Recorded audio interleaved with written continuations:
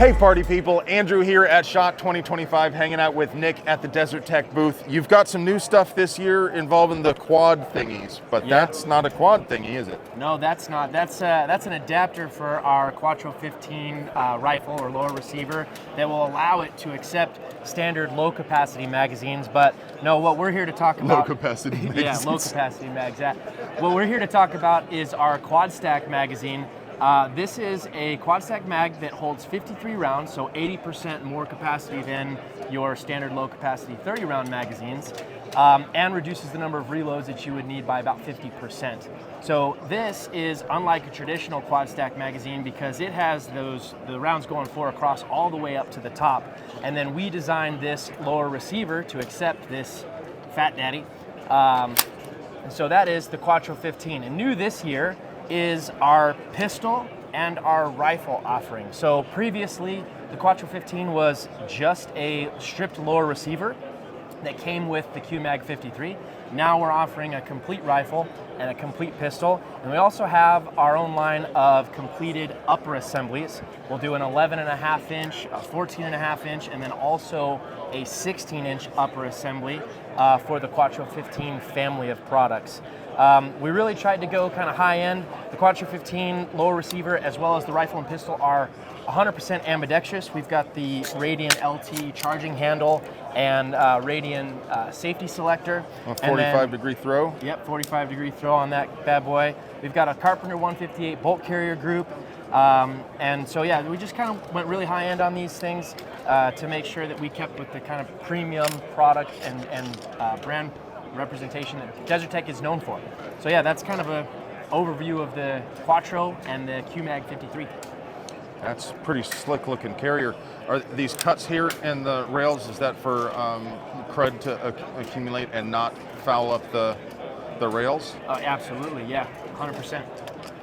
That's pretty We're cool. all about high speed, low drag. So this adapter that you've got here is, I think, a lot more. You gave it a little bit of short shrift, and I want to come back to it because one of the biggest criticisms that the interwebs had when you released the quad stack in the first place is, oh, that's great, another proprietary magazine that doesn't work with anything else. Yeah. But this solves that entirely. You can, of course, continue to just use regular magazines without giving up the benefit of having the quad stack also. Exactly. That's pretty cool. 100%. And what's nice about this, it is a toolless change. So those saw. pieces, yeah, they just snap into place. It's 3 parts, and when you do pull them out, they slide together. So you can throw them in your pocket. You won't lose. Cool. Yeah, the mag catch is captured inside those 2 pieces when they go together. So it's functional. It allows you to use the lower capacity magazines, as I was saying before, and then if you want the full capacity of the Quattro-15, you've got the QMag 53. So it's this little plastic tab there that's holding it in the... Yep, these 2 pieces right here, just kind of push them. It's a lot easier to do with the upper open. Of course. But yeah, it can be done, no tools required, and then you can store it really easily. It doesn't take up too much space. That is really slick. Well, thank you. Yeah. So next up, is it going to be this, you said it's the Tech 22, I think? It is called the Trek 22. Trek 22. Yeah. You are Tech, this is Trek. Yeah, 100%. This is Bullpup 1022. Yes. Well, I'll let you take it. Yeah, so the Trek 22 originally was just a stock when it came to market. I think we debuted it 3 years ago at SHOT Show. And so that was designed to take a Ruger 1022 and convert it to a bullpup. The stock itself is very feature rich, so we have extra storage for 2 10-round magazines. We've got a sling stud mount right here, full-length Picatinny rail, and M-LOK slots, so you can mount all your accoutrements, whatever you'd like, to the stock. But what we did after that, with a lot of feedback from our dealers and customers, was they wanted just a complete rifle right out of the box from Desert Tech. So we decided to come out with kind of a more premium rifle offering, and that is the Trek 22 rifle. So we went with a chromoly barrel that's threaded, so you can add your muzzle device, your suppressors to that. We enhanced the trigger, so it's going to be a little bit cleaner, crisper, lighter than a standard Ruger 1022, giving you a little bit more accuracy and just a better overall feel.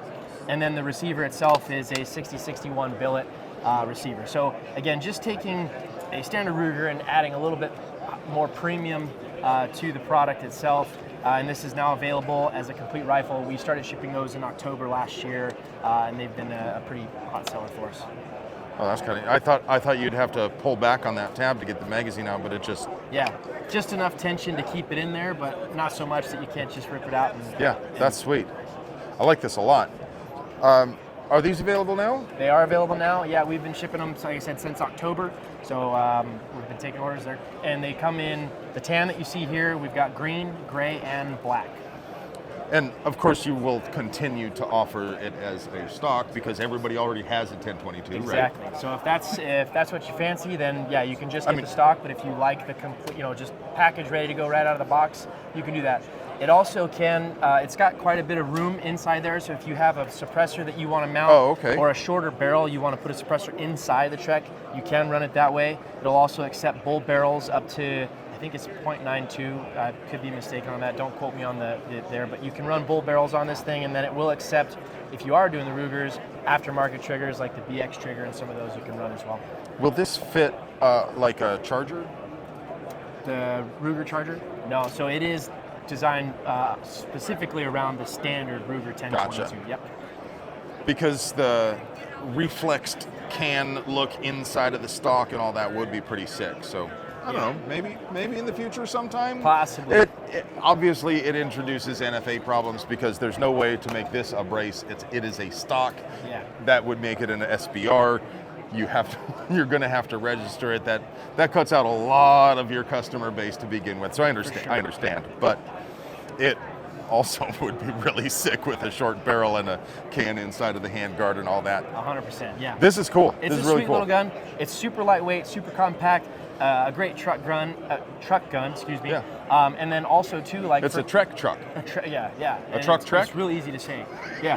And if you have kids that like shooting too, it's super lightweight, and all that weight is rearward, so it's very easy for them to handle and manage. Obviously, 22 doesn't have any recoil, so that goes without saying. But yeah, I mean, the balance point is actually pretty close to there. It's just a little bit in front, right about the trigger guard, just a little in front of the grip.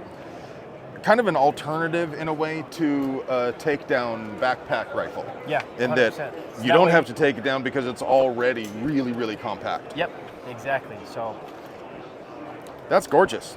So what's up next here? So next we have our Sabertooth lineup of rifles. So this is just the military law enforcement version of our Wolverine rifle, but what we wanted to highlight or feature as a new product this year at the show is the Sabertooth handguard.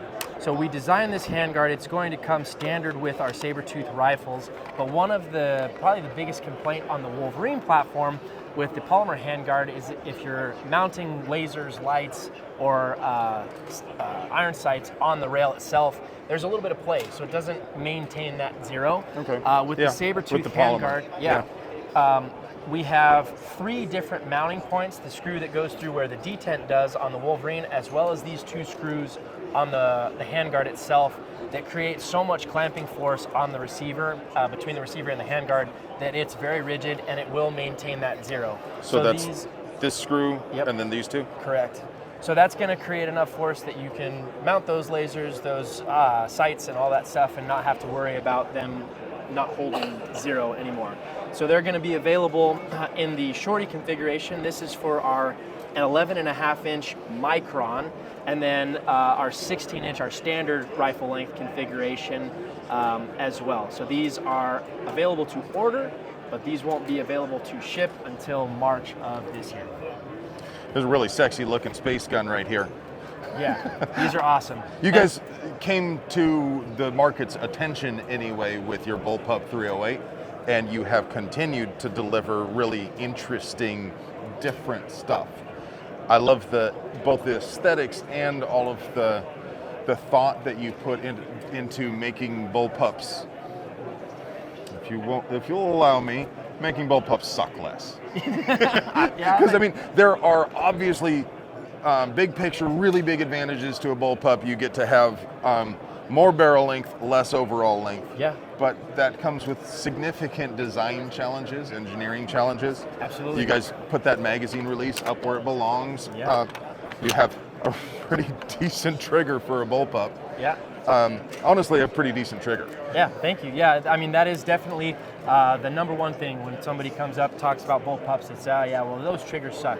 We really do, I mean, our technology, the trigger technology that's in our precision guns, we tried to migrate over to the semi-auto as best we can. So yeah, we really tried to take the design elements of our precision guns, the triggers that are in those, and marry them up to the Wolverine and the Sabertooth rifles. Now, granted, this is a battle rifle. It's not a precision gun, so it's not going to be really light, really crisp, but it is certainly better than what else is out there on the market in terms of bullpups. It's like I was saying, I mean, every engineering choice is a compromise. It has to be. That you can have it faster or you can have it bigger, but you can't have both. You know, you have to move each of these sliders. Every time you move one of these sliders, it moves the other things, and if you want more reliability out of the trigger, you might have to sacrifice the shortness of the reset, or you may need to have a little bit larger engagement surface, or every little thing causes changes to everything else. And yeah, you can't have a super reliable battle rifle trigger that's also the absolute best possible match trigger. Right, yeah, 100%. And then just kind of to reiterate, Wolverine is available in several different calibers. We didn't really touch on that, but you've got your 5.56, 223, 300 Blackout, 6.5 Creedmoor, and 308, all out of the same chassis. And then you've got for different applications too. So your shorty 11.5-inch barrel for your more CQB type setup. Then you've got a standard, which is still going to be a lot shorter, but still, like you said, have the barrel length, so you're not sacrificing your muzzle velocity and the distance that you can achieve while shooting. And then we also have a 20-inch setup, which is more geared towards your DMR, those type of applications. So really a very versatile, well-rounded, multi-caliber system. That's pretty hot. I like I said, I just love the aesthetics of it. Yeah. It's a cool looking space gun. Absolutely. Thank you very much for putting up with my nonsense and Absolutely. pretending like my jokes were funny. Thank you guys for watching. Thanks I love so you. much.